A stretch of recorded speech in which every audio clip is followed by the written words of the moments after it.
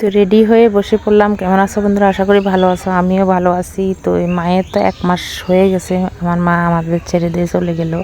তো 1 মাসের যে শ্রাদ্ধের কাজ আছে তো সেটা তো আজকে আমরা যেদিন গেলাম সেদিন ছিল শ্রাদ্ধের আগের দিন। তো আমিও মার জন্য কাজ করব, সেজন্য উপবাস বসে আছি। গাড়ি আসার কথা ছিল 4টা, সে গাড়ি আসলো 5টা।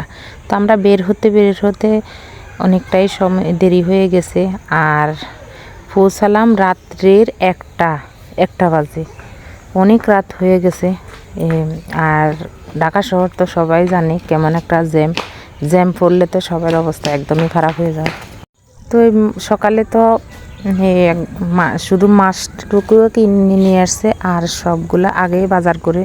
তো আমার প্রথমে দাদা বসছে, দাদার কিন্তু অনেক সময় লাগবে, তো সেজন্য আগে প্রথমে দাদা বসছে।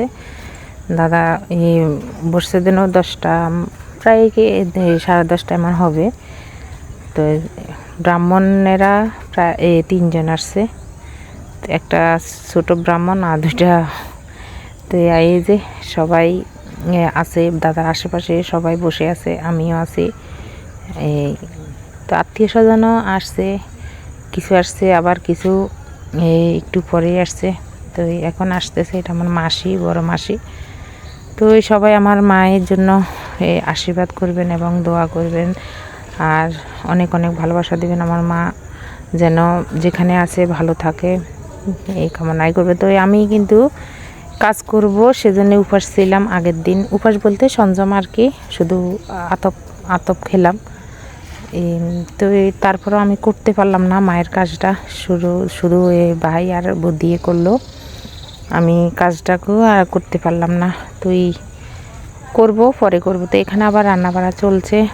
এখানে হবে মাছের মাথা দিয়ে মুড়িঘণ্ট, তারপরে মাছ এমনি জিরা আদা বাটা দিয়ে মাছ হবে, ডাল, পাতাকপি ভাজি, মিষ্টি পায়েস। তো এই জায়গায় দেখো অনেকজনে রান্নাবাড়া করতেছে। তো আমাদের পাশের বাড়ির কয়েকজন মিলে রান্নাবাড়া করতেছে। তো এই রান্না এখানে আবার আছে, কেউ মাছ ভাজতেছে আর কেউ ভাত রান্না করতেছে। তো এই মানে 2 ঘরে রান্না বসিয়ে দিছে। তো আলাদা কিন্তু আর লোক নেয়নি, তো আমাদের নিজেদের লোকেরাই রান্নাবাড়া সব করতেছে। তো বাইরে তো জানো, সবাই জানে আর্থিক অবস্থা দিয়ে আমার ভাইরা এত নেই। তো সবাই কিন্তু অনেক সাহায্য সহযোগিতা করে আমার মায়ের এই কাজটা করতেছে। তো আসলে আত্মীয় স্বজন বিপদের সময়ে তো আত্মীয় স্বজনের বিপদের সময় বোঝা যায় কে কেমন। তো আশা করি এবার আমার ভাই সবার কাছ থেকে সাহায্য সহযোগিতা ভালোই পেল। তো এই সাহায্য সহযোগিতা পাওয়ার পরে আমার মায়ের এত সুন্দর কাজটা সম্পূর্ণ হলো। তো এখন আমার বদিয়ে কাজ করতেছে। এই বদি কাজের পরে দাদা আবার বসবে, দাদা কিন্তু একটু পরে আবার বসবে।